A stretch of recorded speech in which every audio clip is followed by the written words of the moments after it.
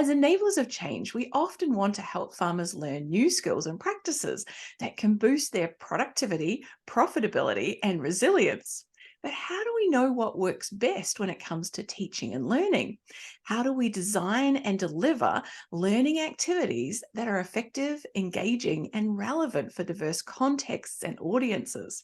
In this episode, we're going to delve into how learning science can help us improve our impact. Well, that's where learning science comes in. Learning science is the interdisciplinary study of how people learn based on insights from psychology, education, neuroscience, and other fields.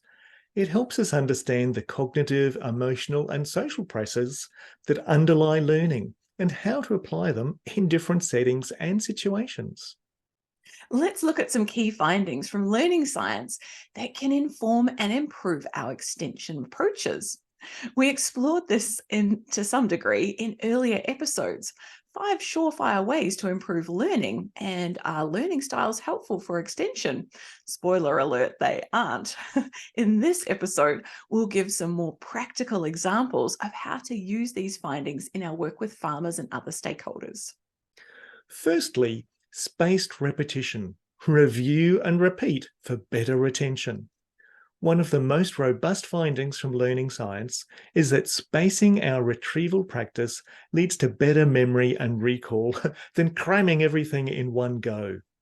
This is because our brains need time to consolidate and strengthen the neural connections that form when we learn something new. Revisiting the material after a while helps us reinforce those connections and prevents us forgetting. Well, maybe that's why when we crammed for high school exams, John, it meant we got through the exam, but now we don't remember anything about those topics.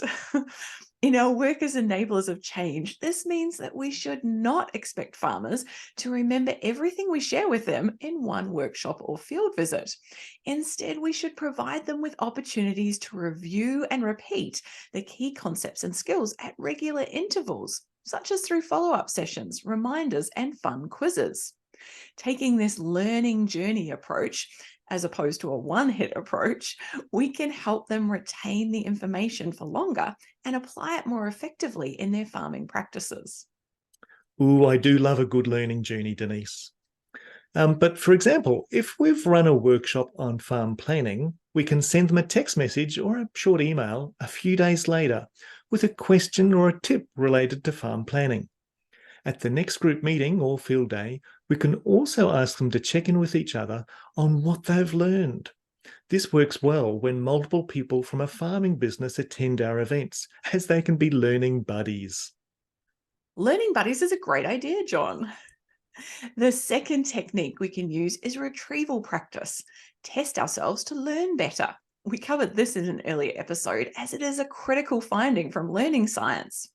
Actively retrieving information from our memory improves our learning more than passively reviewing it. This is because retrieval practice strengthens the memory traces of the information and makes them more accessible and durable. It also helps us identify what we know and what we don't know, so we can focus on our gaps and weaknesses. If you're wanting to learn something, put a highlighter pen away and use this technique instead. Oh, I do like that, Denise. This means that we should not rely on lectures or demonstrations alone to teach farmers new knowledge or skills.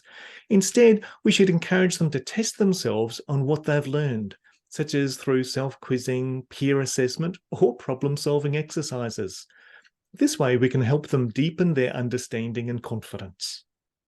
For example, if we teach farmers about soil health indicators, we can ask them to recall as many indicators as they can without peeking at their notes. We can also ask them to explain why each indicator is important for soil health or how they can measure it on their farms. We can also give them scenarios or case studies where they have to apply their knowledge of soil health indicators to diagnose a problem or recommend a solution.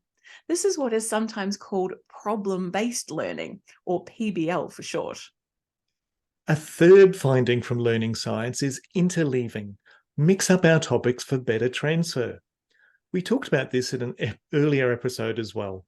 Studies have shown that interleaving different topics or types of problems within a study session enhances our learning more than studying each topic in isolation.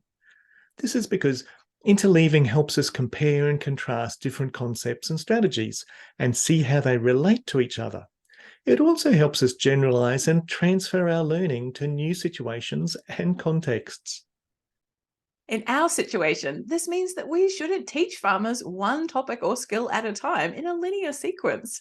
Instead, we should mix up different topics or skills within a session or a workshop, such as by switching between riparian planting, pest control, soil health, and assurance programs.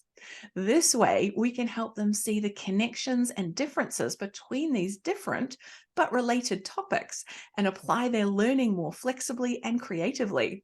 It takes extra time on our behalf to prepare for this, but the science says it's time well spent.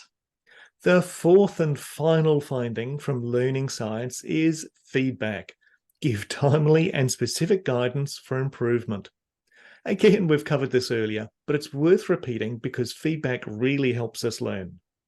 Feedback helps us to correct our errors, refine our strategies, and adjust our goals. However, not all feedback is equally helpful. Effective feedback should be timely, specific, actionable, and supportive so that it guides us towards improving without discouraging or overwhelming us. For enablers of change, this means that we shouldn't just tell farmers whether they are right or wrong in their answers or actions. Instead, we should give them feedback that explains why their answer was right or wrong, what they could do better next time, and how they can achieve their desired outcomes. We should also give them feedback as soon as possible after hearing what they've said or observing something they've done, so they can use it while the information is still fresh in their memory. For example, if we ask farmers to take us through their farm plan, we can give them feedback on how they've used the process of assessing risks and identifying mitigations by pointing out what they did well and what they need to improve. We can also give them feedback on their outcomes, such as by using a modelling tool to show the impact of implementing the mitigations they've identified on nutrient loss or greenhouse gas emissions. We can also give them feedback on their goals by reminding them of their vision for their farm business. So we think using learning science can help improve our impact. We've covered the key findings from learning science that can help us improve our extension approaches. We think these apply to ourselves as well as with farmers and other stakeholders. Learning science can help us understand how people learn best and how to design and deliver learning activities that are based on evidence. You can read more about what the latest learning science says by checking out the Learning Scientists online. Well, we hope you enjoyed this Enablers of Change episode on learning science. We've shared our thoughts with you, but we'd love to hear yours too. How do you use learning science in your work with farmers and other stakeholders? What tips or ideas do you have to share with us and our listeners? Please leave a comment below the blog post and join the conversation. Don't forget to subscribe to our newsletter if you want to be the first to hear our latest episodes. And if you found this episode useful and interesting, please take a moment to tell your friends about it.